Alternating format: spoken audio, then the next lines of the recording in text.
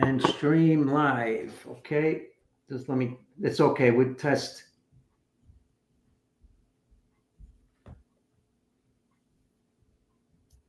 Let me just test one thing. Testing.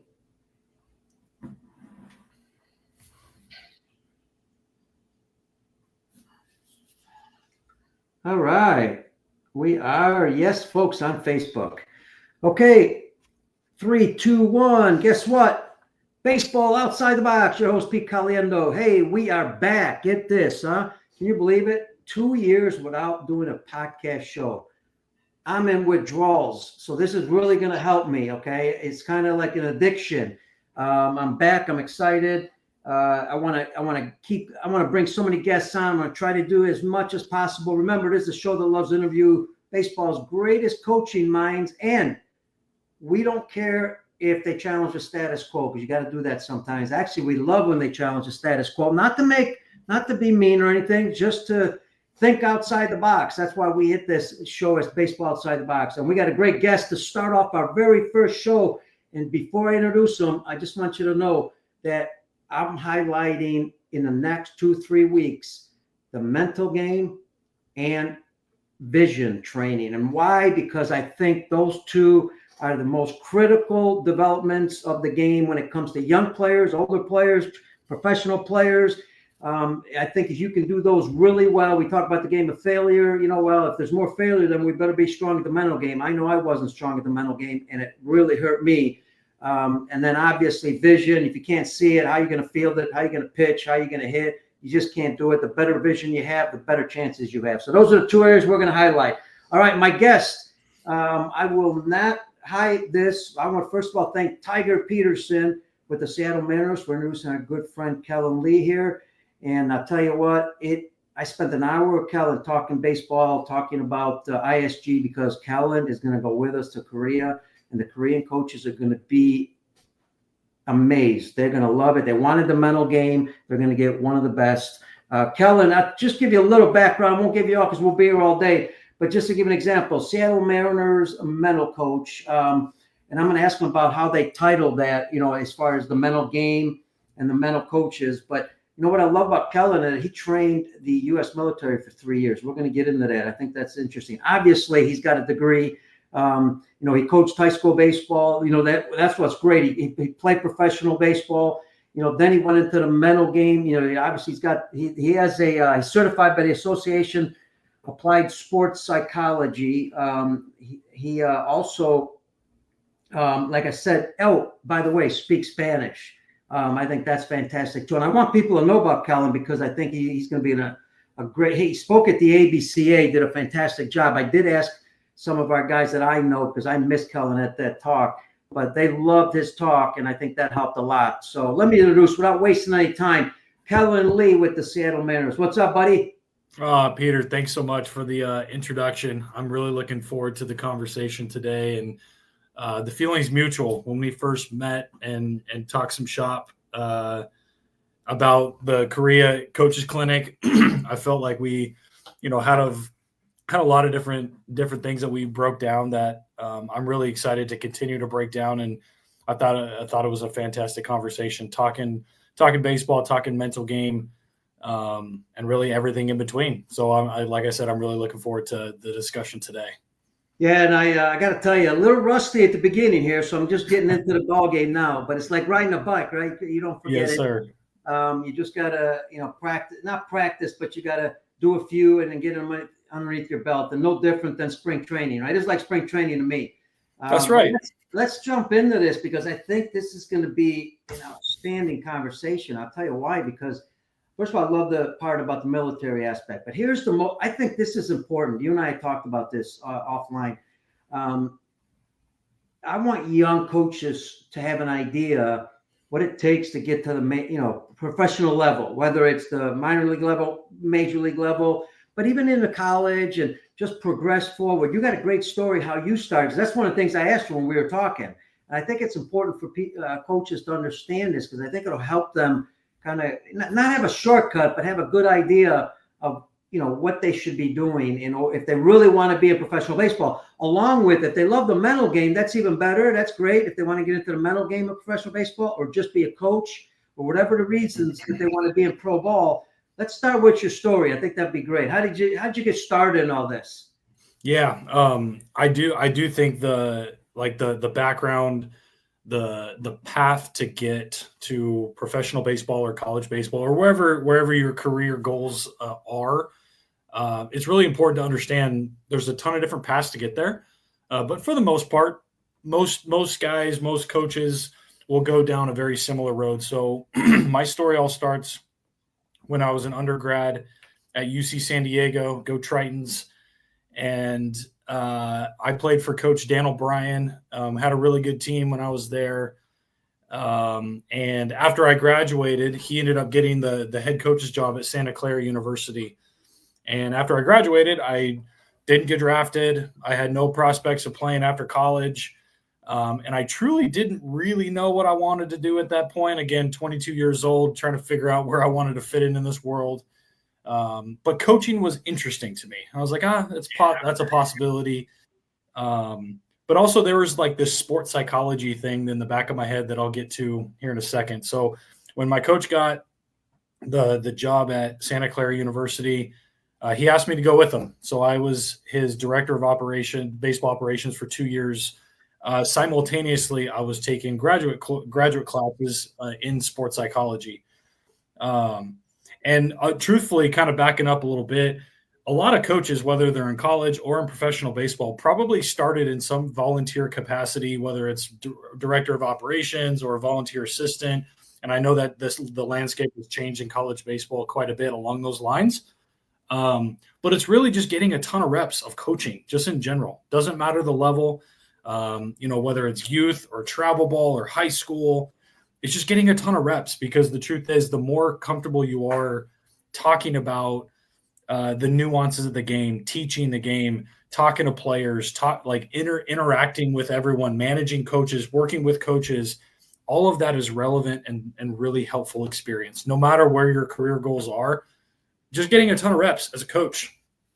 Go to clinics, go to conventions, learn from other people, ask a lot of questions. Networking is huge when it comes to the coaching world, because the truth is, coaching world's tiny, but the baseball world is even smaller. And then when I get into the mental skills, mental performance world, it's even smaller, especially in the world of professional baseball.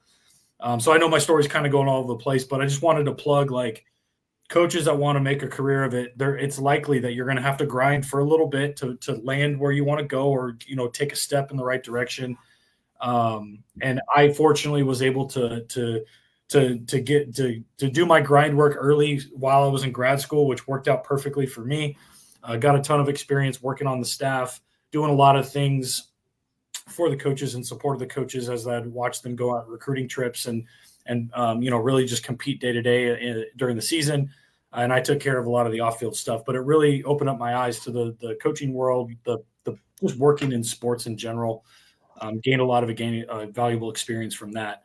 But really just kind of deviating into the mental skills world, where it all started is we're originally in the very first year when I was at Santa Clara University as the ops guy. We went to the ABCA convention, and I don't know how it happened, but I stumbled into one of the presentations, and it happened to be the mental skills coach for the Atlanta Braves. And I'm listening to him.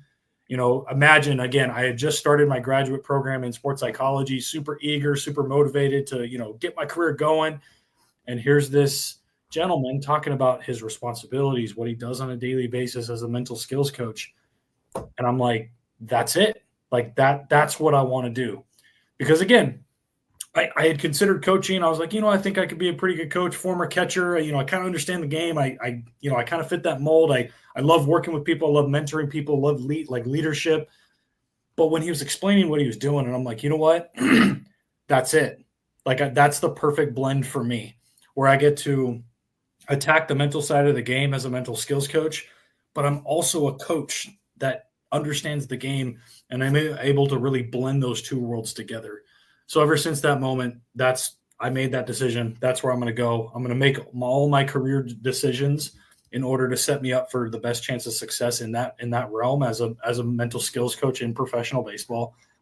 And then from there, just gained a ton of experience. Worked with in the mental skills world. The cool part is I get to work with a ton of different athletes and performers. Like Peter said, I work with the military for 3 years. I've done some consulting with other professional sports teams.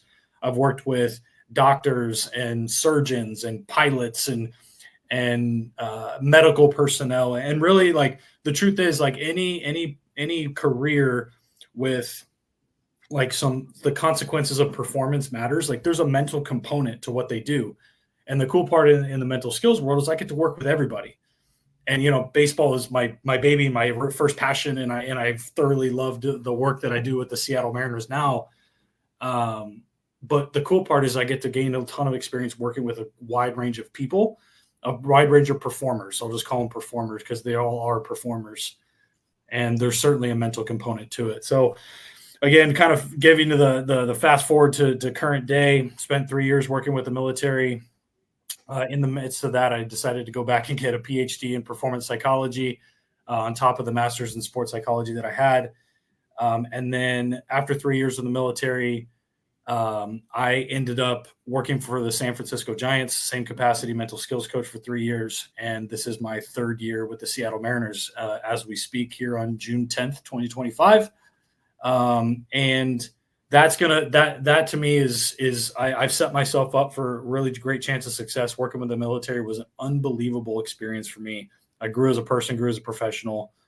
And I know it prepared me really, really well to step back into the professional baseball world. So that's my story. That's kind of the path that I took to really end up where I'm at now. But long story short, it's really all about identifying where you want to go and finding valuable experience along the way to ensure success. And I know that, like, with good confidence, I was able to make really good decisions because I talked to a lot of people, asked a lot of questions. I networked the heck out of my career and got to know a lot of great people along the way that have helped me. And I hope to give back. And I'm hoping this conversation sticks with somebody, resonates with somebody that listens to this and goes like, wow, like, there's some hope, like there's a way to make this happen. And I'm hoping this, my story could help somebody out there listening to this. Hey folks, we are listening to Baseball Outside the Box with host Pete Caliendo. We are live on Facebook. So, in the past, obviously we get a lot of people on Facebook. It's going to take a while to get our audience back, but we're going to do a great job of getting the word out. Again, we're talking to Kellen Lee with the Seattle Mariners, mental skills coach. Hey, when you were a player, go back a little bit because, I know you're still young. You didn't really have a lot of mental skills coaches back then. I know we didn't. So obviously you didn't either. What would give us an idea if you would have had that as a player? How much better you've been, and why would you have been that much better? Yeah, that's such a great question because the truth is, like, I was in college 15 years ago ish, a little bit, give or take. And the access, or just like it was really non-existent. Like, mental skills, mental performance coaching really wasn't a thing. It was, a couple teams would have, professional teams would have a consultant, or there would be a couple people out in the world doing the work, but it really wasn't as mainstream as it is now, which obviously I'm very grateful for.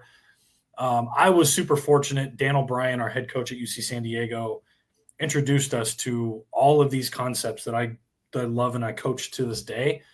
He had explored it on his own. He taught himself how important it is. And he was completely bought in, built it into the fabric of our program. So I didn't really have a choice. I couldn't escape it, but I know for a fact that I was able to perform at a level that I never thought was possible for myself. Because at the time as a player, I was completely bought into it, understanding the importance of sticking to my routine, using focal points, using my breath, using visualization, maintaining confidence no matter what's going on throughout the course of the game, whether I'm 0 for 4 or 4 for 4, making sure that I have a really consistent level of confidence those are the things that we would talk about as a team. I didn't know any different. And I just knew that the exposure, the discussion, and then ultimately the application that I was able to learn how to do as a player, these mental game strategies that really, like, again, to this day, like I'm a firm believer that took me to the next level in terms of performance that I never thought was possible for myself. So certainly if I had one of me back in the day as a player, I'm sure I could probably dive in a little bit more, but I got to give a ton of credit to our coaching staff at UC San Diego.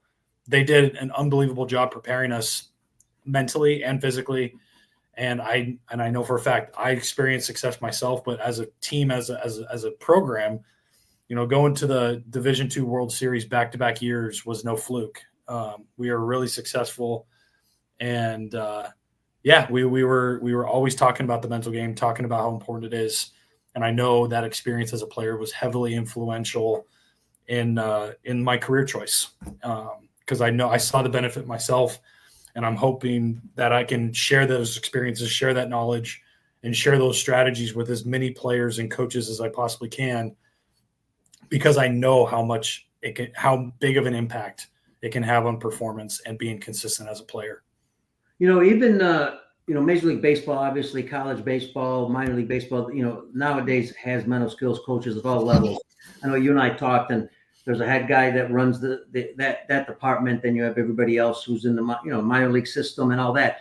But go back for a second. Let's take the high school coach, and let's take the volunteer. Let's take even the travel coaches, who are full time. Let's say that runs up 10 teams, has other coaches. They train coaches. It's not easy for those type of coaches to understand the mental game. Sure, we understand being positive. We got to be more positive. Certain things, obviously, I understand. Some study on their own. Some read some books. Some look at videos. Some listen to podcasts and all that to get better when it comes to the mental game. I'm not sure we're doing enough of the mental game. So with those coaches, recommendations on ways to become better, because we all have to be mental coaches, whether we want to be or not. We talk about the game of baseball. I know it's a negative comment, that there's a lot of failure, but unfortunately there is. So now as a coach, you're spending, this better than anybody. You're spending more time on a mental game. You don't even know it than you are on the fundamental skills. So give some advice to those type of coaches. How can they get better, and what should they be focusing on more? Because you can only focus on so much because you're not doing it full time in some capacity. Yeah. Pete, I think you said it perfectly. Everyone's going to be a mental skills coach, whether they want to or not, because it's impossible to coach the physical game without coaching mindset, even if it's unintentional. And I want to make sure that's really clear. When you're working with someone in the cage or working with someone in the bullpen, everything you say as a coach could potentially impact their mindset. Everything. And to make it a little bit more specific, I haven't found an example of anything that doesn't fit what I'm about to say yet. Maybe there is. Please follow up if you listen to this and you're like, actually, I have a counter argument to this. I haven't found anything that doesn't add to or subtract from a player's confidence in terms of information, in terms of comment, in terms of coaching. Everything we say as coaches is either going to add to or subtract from the player's confidence. I'll give you an example. If you're a high school coach and you're talking about a scouting report of the opposing team, of the opposing pitcher, hey, this is the guy we're going to see today. I'm going to deliver the scouting report in two different ways, and just think about from the perspective of, if I'm a player, how does this impact my confidence? Okay. So the first example, all right, guys, we're facing a righty who is 91 to 93. He's got a really good cutter. He uses it against lefties. And then his out pitches, the changeup against righty, or changeup against lefties, slider against righties. His slider, he uses about 60% in 2-strike counts. Definitely his put away pitch. Loves to get ahead with his fastball. It has a little bit of run, a little bit of ride. So we got to make sure that we're keeping the slider in the back of our head. To ensure that we want to get on that fastball early, because we know that what's a slider is a wipeout pitch with 2 strikes. So we want to make sure that we're, keeping the velocity and keeping on time with the fastball, but also keep that slider in the back of our mind. Example number one. Example number two. Hey guys, we got this guy with a fastball, 90, 92, 93, probably get on you a little bit. He's got this cutter. He's not Mariano Rivera. Like, he's going to throw a little bit of cutter to you. It'll probably go a little bit like this. Righties got to be mindful of that slider. But if we're on that fastball early in the count, we're not going to have to worry about that slider later on. Lefties, change up, it's fine, but he use it in 2 strike counts. So just keep in mind, like, if you stick to your plan and understand what he's going to do or what he's going to try to do to get you out, and you stay consistent to your own plan, you guys will be fine in the box up there. I gave the same amount of information, the same. I'm not lying to the kids, but the way I deliver it, the first example, it's like almost puts you on your heels. Like, oh man, like this guy's going to be good, whether he's not or not, whether he is or not. It's like, you're not really sure from a player's perspective. You're just listening to what the coach is saying. Mm-hmm. But the second example, it's like, oh dude, this guy's not Mariano Rivera cutter. Like, he uses it. It's fine. But like, as a left-handed hitter, I'm getting in there. I'm like, I know he has a cutter, but I'm not scared of it. I'm not sucking the confidence away from that person just by the way I deliver it. And I want to make sure that, like, you don't have to lie to players. You don't have to BS them. You don't have to fluff them up to build their confidence. All you got to do is find a way to intentionally message something to make it stick, to build the confidence versus take away from confidence. So again, that's just an example that any coach, regardless of level, regardless of exposure to mental skills or not, keep in mind that everything you say has the potential to add to or subtract from their confidence as a player.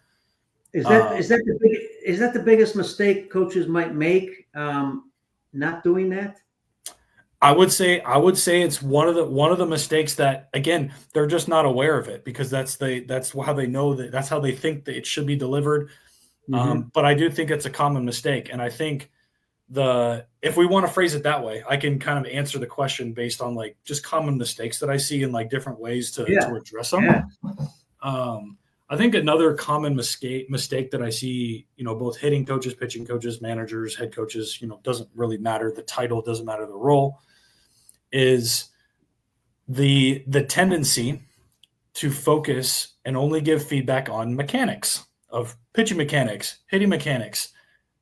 I am not sitting here downplaying the importance of being able to move your body well, efficiently, and effectively in space to deliver a pitch consistently and to have a consistent swing. I'm not saying that at all. What I'm saying is there's a time and place to provide mechanics-based feedback. And I'm here to tell you, I'm here to get on my soapbox and say that during a game is the wrong time to provide mechanics-based feedback. And here's why.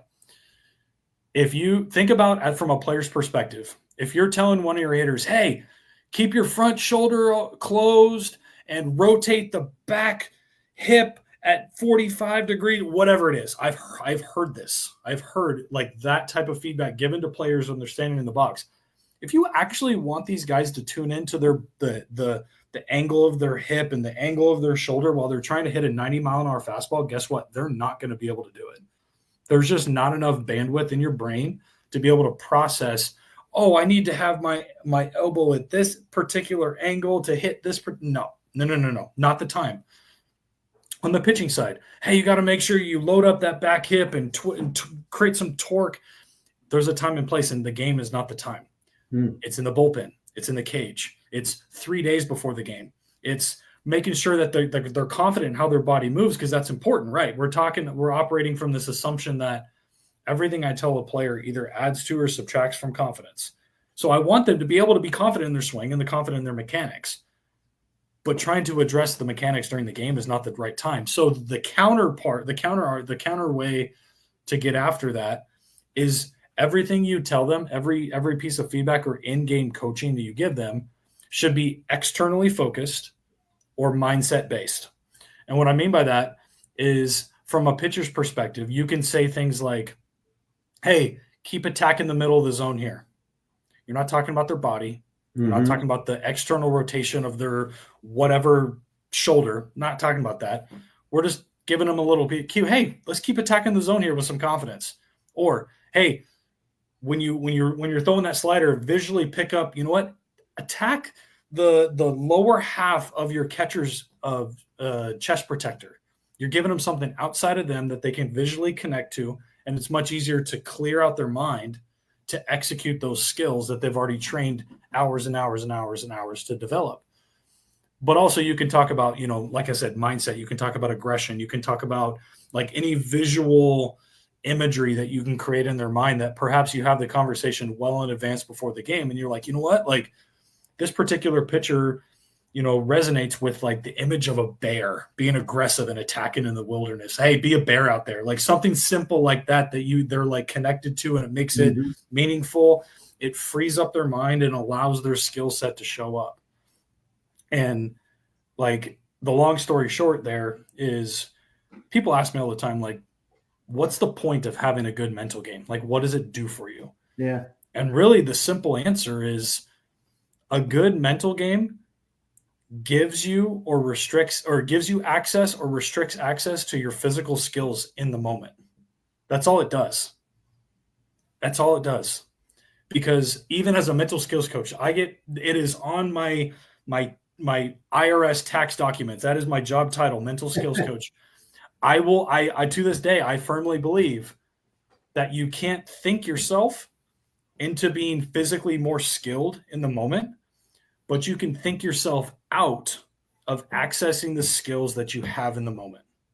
You know what? And I'm going to jump on that because here's the area. That's the reason, folks. First of all, we're on Facebook. Second of all, I just want you to know that once we hit the close to an hour range, this topic's incredible. There's so many questions I have. We're going to do a second show. So we'll do a part 2, everybody, just so you know. That way, you can digest what you've listened to and then come back. And we may even have you send some questions between that period, and we'll ask some of those questions online. But I noticed you mentioned visualization like 5 times already. So one of the skills that if you're mentally not into the game well, one of the skills that is going to be, that's lack for a better word, blinded, is your vision. So, and without vision, you're not going to be able to accomplish the other skills. So those two kind of go hand in hand because you keep saying vision also. Talk about how you work together with that. Yeah, the visualization are simply mental repetitions that you give yourself to build the confidence to go into your next competitive moment, game, whatever, to go execute. And when you think about essentially it's creating mental images or like highlight reels in your mind so that when you step in that competitive moment, you've already rehearsed it in your head. Because the truth is, like, physical repetitions are always limited by time, by space, by energy. You just get tired, physically tired. But when it comes to mental repetitions, they're truly unlimited. And really, like, so a lot of the research suggests that like your brain doesn't know a difference between real or imagined events. So the more specific, the more vivid, the more clear the visualization experience, I call it an experience because it is. The more the visualization experience is real and vivid and clear and specific, the more your brain's going to benefit from getting those mental repetitions. And when it comes to like the connection between the vision and the visualization is when you create a very clear picture in your mind and you physically see the experiences that you created already in your mind, your eyes are going to be your brain and the eye connection is going to be much stronger. And they're like, you're almost like this subconscious experience of like, you know what? Like I've seen this before. I've done this before.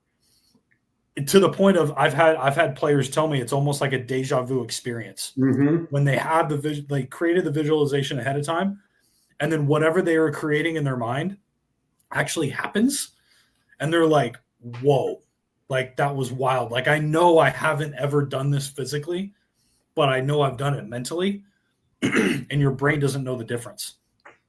And everything everything is centered around building like genuine, reliable, controllable confidence. And a piece of that is getting after the mental repetitions that are truly unlimited to any performer. You can always, like, think about it. Anyone on this call that's ever played or performed in any capacity, we've always taken ourselves to those performance moments in our mind randomly, sometimes on purpose, sometimes not on purpose. So when I break it down for someone that I don't want to use like the fancy, technical or scientific terms of visualization or imagery in your mind, all it is daydreaming on purpose with a purpose.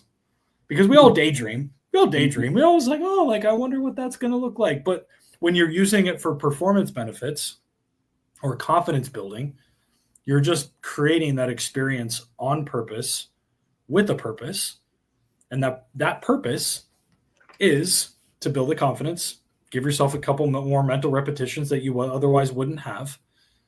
And when you get to that performance moment, you're just going to feel more ready, which if you talk to any performer in any high stakes environment, feeling ready is one of the most beautiful things they can experience. Feeling not ready is not a good place to be. And the visualization is just simply a low-hanging fruit that you can engage with, because like I said, we're always daydreaming. We're always creating images or highlight reels or videos in our mind. That's just, we think in pictures. It's kind of the truth. Mm-hmm. And the more you can do it on purpose with a purpose allows you to really tap into that full skill set, and just makes you feel more comfortable when the performance environment is inherently uncomfortable. Like in baseball, hitting a round object with a round object makes no sense. Like that's what hitters are asked to do. It's inherently riddled with fear. It's riddled with failure. It's riddled with uncertainty. Like I could do an entire podcast just on the concept of uncertainty and how like that can completely drive how these players operate under fear. Like uncertainty drives fear. We know that as humans. We know that. And finding ways to combat that uncertainty and fear is something that I spend almost every day talking about with our players, of like how they can handle the inherent uncertainty that is the game of baseball, and really every performance environment. But if we're talking about baseball specifically, like you never know what's going to happen on the next pitch. Never. Mm-hmm. Never. And how you handle that mentally is going to be a strong determinant of how successful, how consistent you'll be on the next pitch. So there's always uncertainty, and how you manage it through like the mental repetitions or just your overall mindset or your routine we can talk about the importance of routines pitch to pitch is going to be a massive contributor to how successful you are. I was thinking, it's interesting when you look back, because the mental game's come a long ways, obviously. You and I talked about Ken Reviza, and you've got people there with the Mariners that are outstanding also. And but when I go back and I look when I was a player, some of the things that the coaches did, an example was they make us watch highlights of great plays, or a slow motion swing. And that's kind of visualization, I would assume.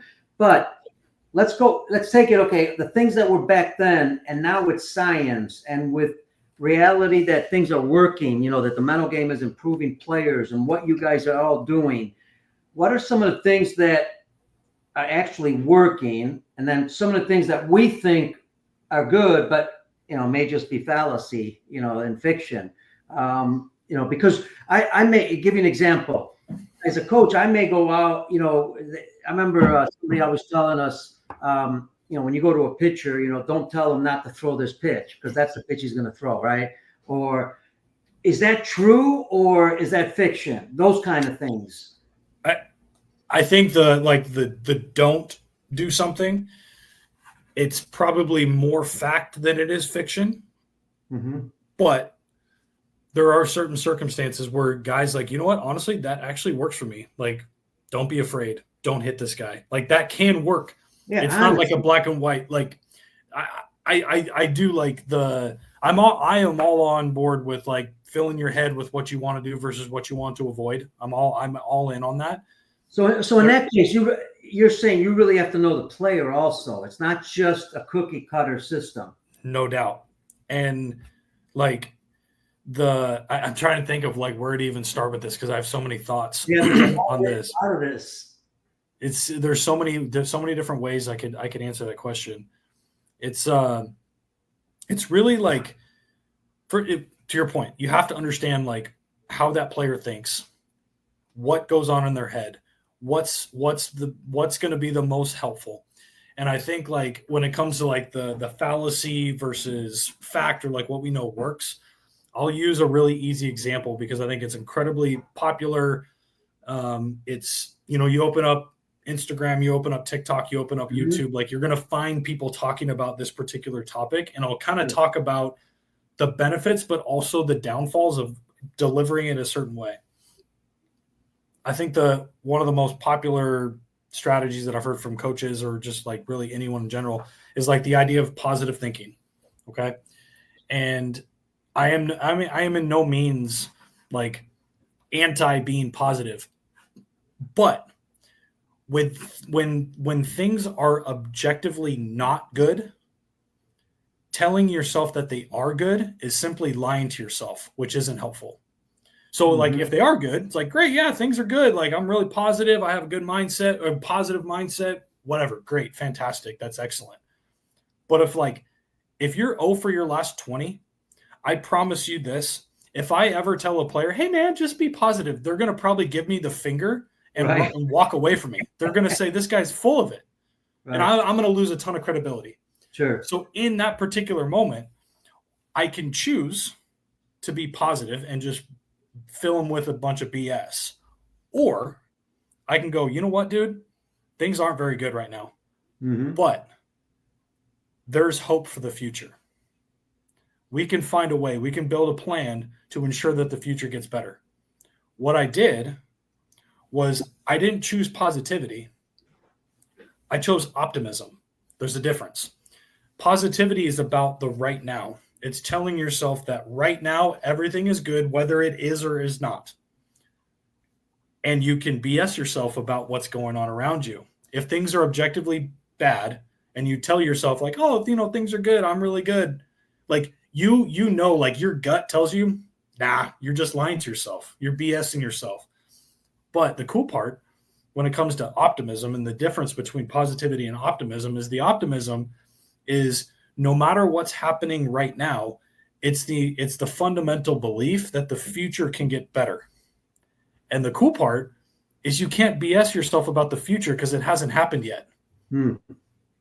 Because no matter how good or not good the things are happening right now, if you adopt this optimistic mindset of like, you know what, I don't really care what's going on around me, I just believe the future can get better, that's incredibly like freeing.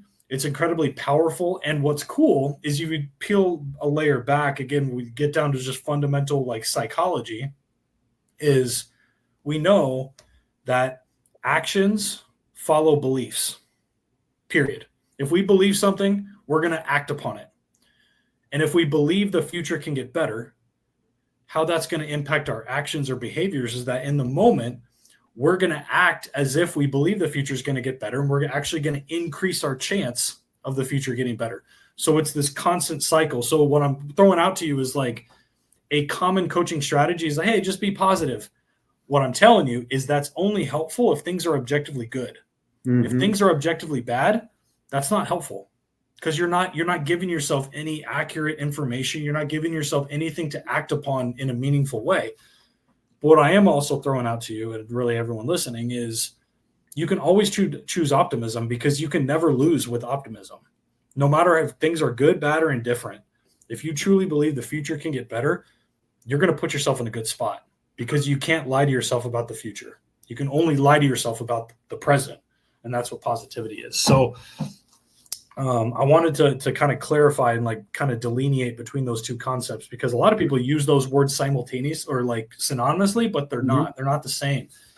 And I think like the next thing I'll throw out to really any coach that's listening that I think is one of the most impactful and really low hanging fruit is kind of what I alluded to with the last answer to the last question was you truly don't ever know what's happening on the next pitch. So your ability to coach, or the player's ability to move on from the previous pitch, and your ability to coach players on how to move on to the next pitch is an instant performance enhancer, where you're teaching them how to accept what just happened, whether it's a bad call from the umpire, or if you're on the mound and it's an error behind you, or you're a catcher and you clank a ball and it goes past you. Like, whatever the scenario is, you have to be able to move on to the next pitch. Have to. And one of the things we work on the most with our players at the pro level, in the big leagues, we're talking about this stuff in the major leagues, is how they can separate pitches mentally, how they can get to the next pitch, no matter what's happened before, or what potentially may or may not happen in the future. The next pitch is the most important pitch. And your ability to coach people through having a routine between every pitch to ensure that they can clear their mind, clear whatever just happened, and move on to the next one is the one thing that I think we don't coach enough across all levels. You can teach that to a 6-year-old. Mm-hmm. You can teach that to a 26-year-old in the major leagues. It doesn't matter. It doesn't matter skill. It doesn't matter level. It doesn't matter experience. You can start chipping away at the skill of separating pitches. Give us an example of one player. Let's say, use hitting if you want, use whatever skill you like, but give us an example. Guy just made an error. Now what? Yes. So I'll give you both a pitching and a hitting example, because I think it's important to get after both. So on the mound, imagine we're working with Johnny, who's a pitcher, and he tells me, he's like, every time one of my defenders drops the ball, like, I lose my focus, or they make an error behind me, I lose my focus. It's really hard for me to execute during that next at bat. So then we start talking about, okay, well, you and I both agree that we need to have a reset button, right? An analogy I like to use that I've seen recently that resonates with players. It's like, in that moment, the pitcher has a choice to hit the panic button or the reset button. Let's make them hit the reset button. Let's do something to reset their mindset so that they know the next pitch is the most important pitch. And so we do a combination of a couple things. So first, it's something related to getting control of your mind so that you can control your body. That you can do a handful of things. You can use some breath work. You can find a focal point and like lock in on one thing to be able to separate. Some guys will like swipe the rubber with their feet, signifying like, okay, I'm clearing that previous pitch no matter what's happened. Some guys will say, like, honestly, it's helpful for me to like look the guy in the eye. Let's just say it's the shortstop who just booted that ball, and go like, hey man, like, I'm going to get you another one. Like, sometimes that helps a guy. So it's really like navigating that conversation and just asking them the simple question of like, what do you need to get in control of your mind in that moment? What do you need? What can we work on? What can we start to implement more intentionally, so that you don't allow your thoughts just to spiral and allow your brain to go down some rabbit hole to prevent you from being able to execute on the next pitch? Because I promise you this, if you talk to players outside of a game in a non-threatening environment, they will agree that they need the ability to get to refocus on to get to the next pitch. I promise you they know the importance of this. The problem is they don't know where to start. They just don't know. They don't know what they don't know. And I'm telling you that every coach that's listening to this, whether you're a hitting coach, pitching coach, a manager, a travel ball coach, a little league manager, it doesn't matter. You can talk about this with your players. You can talk about the importance of resetting and getting to the next pitch. So you can do it like, again, but it all starts with getting control of your mind. And then the next step of like, okay, like, what's my plan for the next pitch? What pitch do I want to use? Where do I want to throw it? And then getting yourself to the point where you can, like, be able to completely move on from the previous pitch and understand that the next one's all that matters. And then you repeat it over and over and over and over. If I'm a starting pitcher and I'm throwing 80 pitches, in theory, I use my pregame or my pre-pitch routine 80 different times that game. It's not just when things go wrong.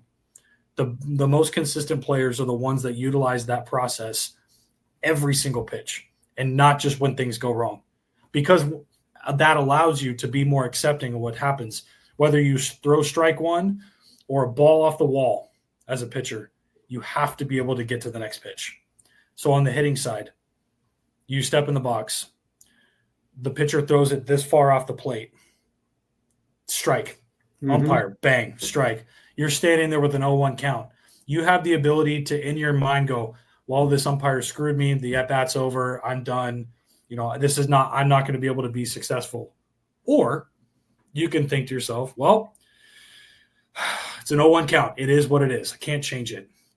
How can I get myself recommitted and reset for the next pitch? So again, similar concept. I can use a breath. I can use a focal point. I can, brush the dirt that's in the batter's box to signify, like, move on to the next pitch. I can, some guys will put a piece of tape on their bat and, like, write something that's meaningful that they can take a look at just as a reminder. In fact, I gotta plug my 8-year-old son. Obviously, I give him probably too much of this stuff, but on his Little League bat, he has a piece of tape that all it says is T3 or HCT3, which context, we have a cage in our yard with target 1, 2, and 3. So he knows that his reset mechanism is hard contact HC T3. So he's like, okay, hard contact to target 3. That's all he tells himself before he steps in the box. And he's 8 years old. Wow. He's able to do this, and he understands. Like, again, we live in the same house, so we talk about this stuff all the time. But, like, something as simple as that can be incredibly meaningful to a player to be able to wipe it clean and move on to the next pitch and reset, right? So no matter if you're a hitter or a pitcher or even on defense, you can have this routine, and you should have a routine in between every pitch to ensure that you're mentally and physically ready for the next one. That, to me, is something that I think every coach should take pride in coaching. Coach that between pitch process, because that's the lowest hanging fruit. And I'll leave everyone with this thought around this concept: is when the game starts, let's just say it's a 7:00 game. At 7:00, the way that which you manage the time between pitches with that routine is the only advantage you'll have over your opponent, because you've already taken batting practice. You've already thrown your bullpens. They've already taken batting practice. They've already thrown their bullpens. They've already taken their ground balls. No one's getting physically better at 7:00. Mm-hmm. The only way to tap into your skill set is how you manage your mind throughout the course of the game. That's it. And this routine that you manage and you utilize to be consistent between pitches is the only advantage you'll have over your opponent when the game starts. It's the only one. I got to believe, I tell you what, I've got a ton of questions. I mean, my head's popping, they're one after another, because there's so much to this. And I know, Kellen, we got about 3 minutes because, we're both on a schedule, and especially you got another conference call that you got to get to. That's why I think it's good to kind of digest all this, come back with more questions, come back with our guests. I'll email a lot of our guests to see what kind of questions they have. I'll try to close it with this to see what you think. Because one of the hardest things for younger coaches to do is they certainly understand now this part of it, that you've got to train for this. We'll get into, I strongly believe this needs to be done in practice constantly, like any other skill. So I'm sure you agree to that. But we could talk about that in the practice organization. We'll add that in there too. But kind of give us a little taste. Where do you start? Because, in the old days, I would have looked at you like, you're from outer space, right? I said, I can't visualize this. I don't know how to, where do you start? Because you got to convince players. Now, at the pro level, obviously, they've been through some of this already because of college. And, but at the younger levels, they haven't been through this. And all of a sudden, baseball coach comes, hey, we're going to start training now in the mental game a little bit. Do you talk to the kids a little bit about it to let them kind of understand what we're going to do, how we're going to do it, and why we're going to do this? Because, in their mind, it's kind of like saying, remember, I don't know if it's a player. I remember a coach telling me a long time ago, and I know it's good for you. He said, go in the mirror and look at yourself, take your swing, and, but I remember in those days, say, go in the mirror and look at a swing. I'm not I'm stupid. I'm just going to go in the cage and hit, right? But there's a lot to that. So where do we start, I guess? And you don't have to get into it all. Where do we start? And then we'll maybe start our conversation with that as we get back. We'll continue that conversation. Yeah. I'm gonna give a couple different examples or suggestions for like different levels of players. Yeah. Obviously I spent most of my time with professional players, but I do help out with my coaches or my son's little league occasionally. So I see opposite ends of the spectrum. Yeah. I have In high school. I have it all, right. Like my 4-year-old daughter just played t-ball for the first time, and then I have my 8-year-old son, and then I work with multi-millionaire players. Like I've kind of seen it all, right. So I think when we're looking at the younger players, if there's any like youth coaches on like listening in, you can start out by asking something as very simple as, what are the common distractions that you have during a game? Every kid knows what a distraction is, no matter what the age. My 4-year-old, if I asked her, like, what are you distracted by? Yep. Oh, I'm distracted by, she loves to pick the flowers in the outfield, because every 4-year-old does that. Where like my son, I'll ask him what a distraction is. He's like, well, like if the other team is like talking in the dugout, like that'll catch his attention. So like you can start there and go like, what are the distractions during the game? And then based on their answer, you can facilitate a conversation of how important focus is in general, right? And depending on the age, you can kind of cater the conversation around focus. But like most kids will understand distraction. Like they know what that means. They know that it's not really helpful to be distracted. And then you can kind of massage the conversation around the importance of focusing on what's important, which is the next pitch, your game, your at bat. You don't have to get as granular as like the next pitch, perhaps, but it's like, hey, when you're standing in the batter's box, is it helpful to be distracted on other things?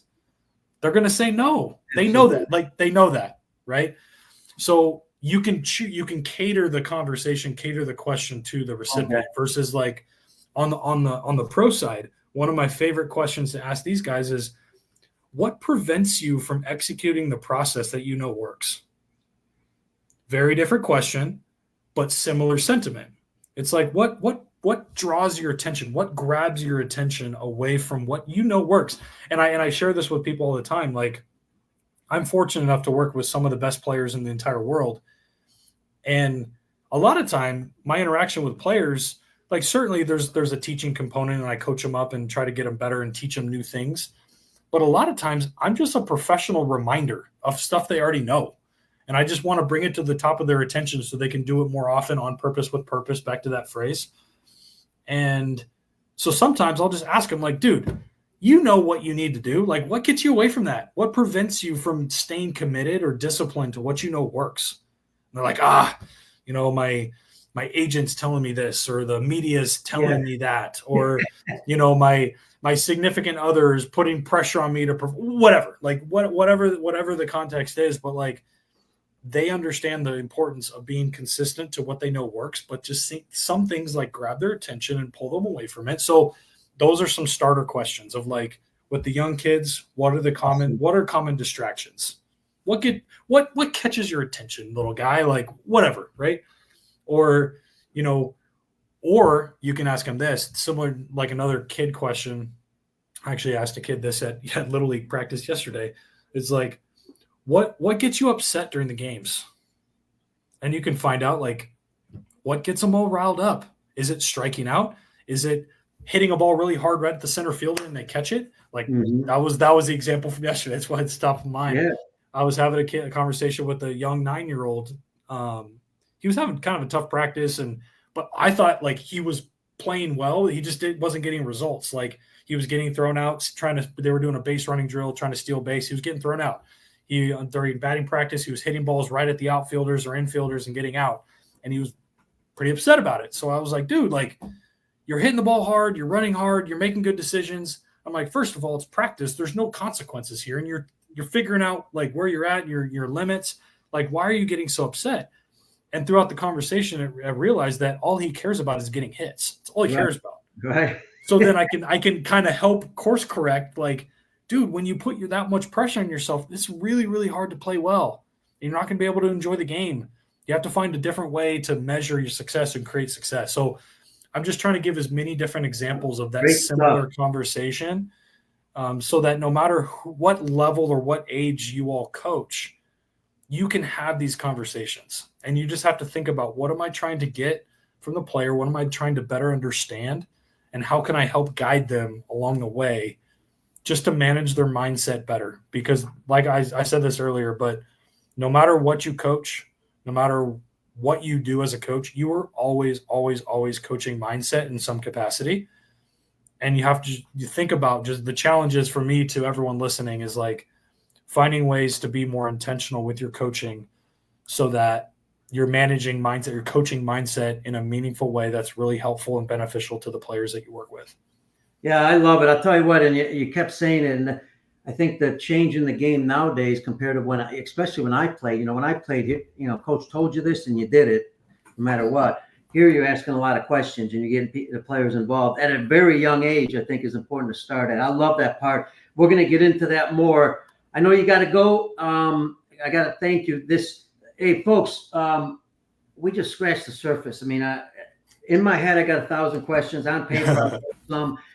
Obviously the mental game, we're not going to solve this in one day. We're not going to train coaches in one day, but this is a great starting point, especially for the coaches that don't have mental skills coaches on staff. Yeah. And then the other thing, Kellen, understanding as a coach, I think you said it, as a coach, that's all 90% of the things we do are the mental game. We just don't realize it. It's the only, it's the only way to get players to get better. The skills are important. Don't get me wrong, folks, but the skills are only take you so far. You and I talked about this. I'm using myself as a great example. Great skills fundamentally. Okay. Terrible mental game. Didn't go anywhere. Played college ball a little bit. That would not have gone further because the mental game was terrible in my mind. I was bad at it. And that's why I love this topic, because I think you can help not just baseball people, but in general, your life skills. We haven't even gotten into the military part, which that's the part I wanted to start. But yeah. I just felt that we need to set a foundation here before we did all that. So, hey, listen, buddy, go do what you do best. Thanks so much, man. This was a thrill. It's going to be, the next one's going to be even better, I think, because I've got a little bit better understanding. And I just want to thank you from all of us for just being on the show. Oh, Pete, no, the pleasure's mine. Really enjoyed the conversation. Look forward to part 2. And yes, if any listeners have any questions or any burning topic that they want us to break down, I'm more than happy to address that. I just want to help as many people as I can. Super passionate about this content, this concepts, and really just empowering coaches to give them the confidence that they can do this in a meaningful way. I'm just here just to provide experience, stories, strategies, to help you get the best out of your players, which I know every coach wants. So I look forward to part 2. And again, honored to be invited on the podcast. Awesome. Folks, I got it done. The podcast, after 300 of them 2 years ago, our first one in 2025. I was a little nervous because I thought, man, I haven't done this in a while. And obviously Kellen helped because he's got so much information to give everybody. So I want to thank Kellen Lee with the Seattle Mariners mental skills coach. And folks, join us for the next edition. Check us out on Facebook. It's Peter Caliendo. We also got Baseball Outside the Box. We're on Twitter. We're on all of them. We're on X, whatever you want to call them. We'll also be on Spotify. Check the show out on Spotify. Don't forget, stay safe, be healthy. God bless you all, and we'll see you on the next show.